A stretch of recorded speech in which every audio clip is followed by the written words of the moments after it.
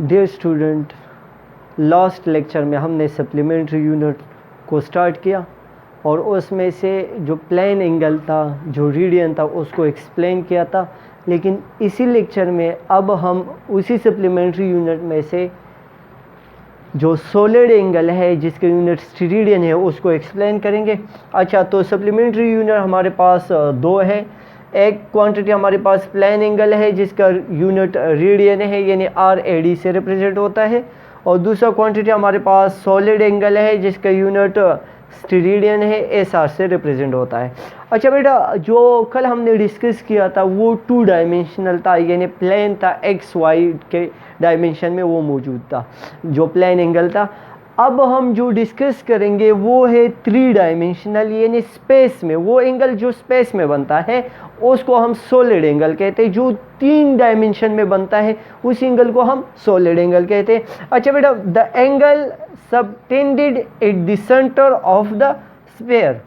कल हमने जो प्लेन एंगल की बात की थी वो हमने eight the centre of the circle की बात की थी, क्योंकि स्फीयर जो है वो 3 डायमेंशनल होता है, स्पेस में होता है, और सर्कल जो है वो 2 डायमेंशनल होता है, एक प्लेन पर वो मौजूद होता है। तो सॉलिड एंगल हमारे पास क्या होगी? The angle subtended at the centre of the sphere by the area on the surface of the sphere. अगर हमारे पास ये एक स्फीयर है, स्फीयर यानी लेट सपोज फुटबॉल है, या आप लोग एक तरबूजा ले सकते हैं, यानी 3 डायमेंशनल है, ये हमारे पास 3D शेप है। अच्छा, यहाँ पर अगर मैं कोई एरिया लूँ, let suppose this is area A, मैंने ये एरिया लिया और ये एक तरबूज है और इसके ऊपर मैंने एक सर्कल लिया और इस तरह ये एरिया मैंने लिया जो मैंने शेड किया है। अच्छा, इस एरिया को अगर इस एरिया को हम छुरी से काट ले तो ये इस तरह एक कोन का शेप बनेगा, और इस कोन को अगर हम बाहर निकालें तो ये इस तरह शेप का होगा। इस कोन को जब हम निकालेंगे तो यहाँ पर हमारे पास इस तरबूज स्फीयर के अंदर 3 डायमेंशनल एंगल बनेगा। इस एंगल को हम सॉलिड एंगल कहते हैं, इस एंगल को हम सॉलिड एंगल कहते हैं, जो 3 डायमेंशनल होता है, यानी 3 डायमेंशन में होता है, XYZ में होता है। अच्छा, ये हमारे पास हो गया सॉलिड एंगल, जिसका सिंबल हमारे पास है omega. This sign we call omega. Mathematically अगर आप लोग देख ले, area is directly proportional to omega. अगर यहाँ पर हमने इस स्फीयर की सरफेस पर जो एरिया लिया है इसको अगर हम इंक्रीज कर ले तो हमारे पास जो इंटरनली जो सॉलिड एंगल बन रहा है वो भी इंक्रीज होगा, यानी सॉलिड एंगल और एरिया एक दूसरे के डायरेक्टली प्रोपोर्शनल है। एक को इंक्रीज करते हैं तो दूसरा ऑटोमेटिकली इंक्रीज होता है। अच्छा, ये दोनों एक दूसरे के डायरेक्टली प्रोपोर्शनल है, लेकिन इस प्रोपोर्शनलिटी की जगह हम कांस्टेंट लगाते हैं। इस प्रोपोर्शनलिटी को हटाने के लिए हम क्या लगाते हैं? कांस्टेंट लगाते हैं, और यहाँ पर वो कांस्टेंट मैंने लगाया जो R² है। अच्छा, तो हमारे पास जो सॉलिड एंगल बनेगा इसी इक्वेशन से वो बन जाएगा omega is equal to area divide by R²। अगर किसी स्फीयर के लिए हम सॉलिड एंगल मालूम करना चाहते हैं तो हम वो एरिया लेंगे और उस स्फीयर का जो रेडियस है उसका स्क्वायर लेंगे, उसी एरिया को उस रेडियस के स्क्वायर पे डिवाइड करेंगे तो हमारे पास सॉलिड एंगल आ जाएगा। अच्छा, ये तो हमारे पास सॉलिड एंगल यानी 3 डायमेंशनल एंगल थी।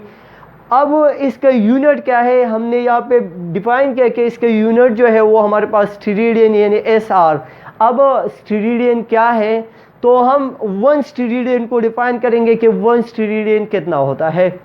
अच्छा, the angle subtended at the centre of a sphere by an area equal to the square of the radius of the sphere.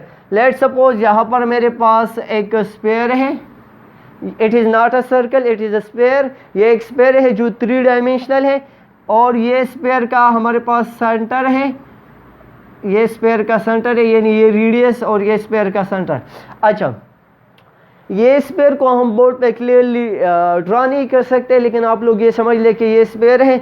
यहाँ पर मैंने एक एरिया लिया, ये मैंने एक एरिया लिया जिसको मैंने शेड किया है, एरिया।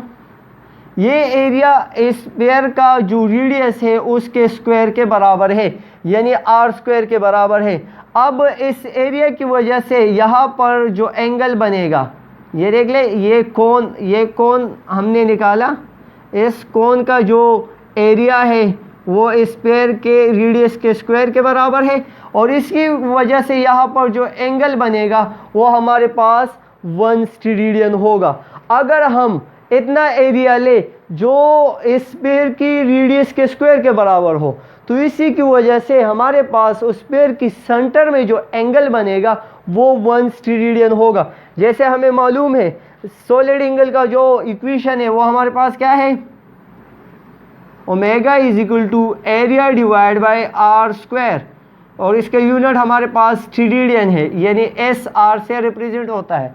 अच्छा, यहाँ पर हमने एरिया कितना लिया है, यहाँ पर हमने एरिया लिया है आर स्क्वायर, तो इसी इक्वेशन में हम आर स्क्वायर पुट करेंगे तो हमारे पास सॉलिड एंगल आ जाएगा। एरिया की जगह हम आर स्क्वायर लिखेंगे, R square divide by R square S R steradian, तो आर स्क्वायर के साथ कैंसिल हो जाएगा और ये बन जाएगा हमारे पास 1 स्टेरेडियन।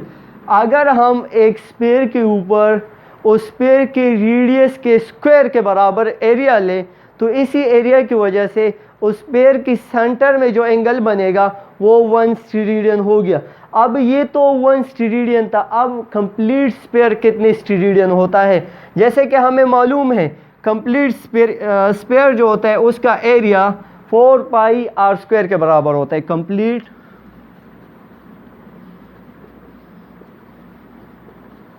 स्फीयर, उस कंप्लीट स्फीयर का जो एरिया है वो 4 पाई आर स्क्वायर के बराबर होती है। अच्छा, और हमें सॉलिड एंगल को फाइंड करने का जो फार्मूला है, जो इक्वेशन है वो भी हमें याद है, वो है omega is equal to area divide by R square.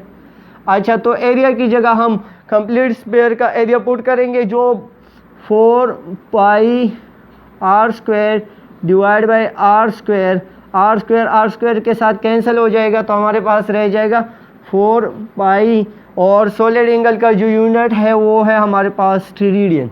अच्छा बेटा, तो ये हमारे पास कंप्लीट स्फीयर की सॉलिड एंगल हो गई जो 4 पाई स्टेरेडियन के बराबर है। प्लेन एंगल और सॉलिड एंगल में सिर्फ डायमेंशन की फ़र्क है कि वो 2 डायमेंशनल थी और ये अब 3 डायमेंशन है। उसके लिए हमने सर्कल के ज़रिए एक्सप्लेन किया था और इसको हमने स्फीयर के ज़रिए एक्सप्लेन किया। अब भी जिस स्टूडेंट को इसी टॉपिक में या प्रीवियस टॉपिक में कुछ भी प्रॉब्लम हो वो कमेंट्स में लिख सकता है, तो हमारे चैनल को ज़रूर सब्सक्राइब करें, अपनी फिज़िक्स की कंसेप्ट को स्ट्रॉन्ग बनाएं। Thank you for watching.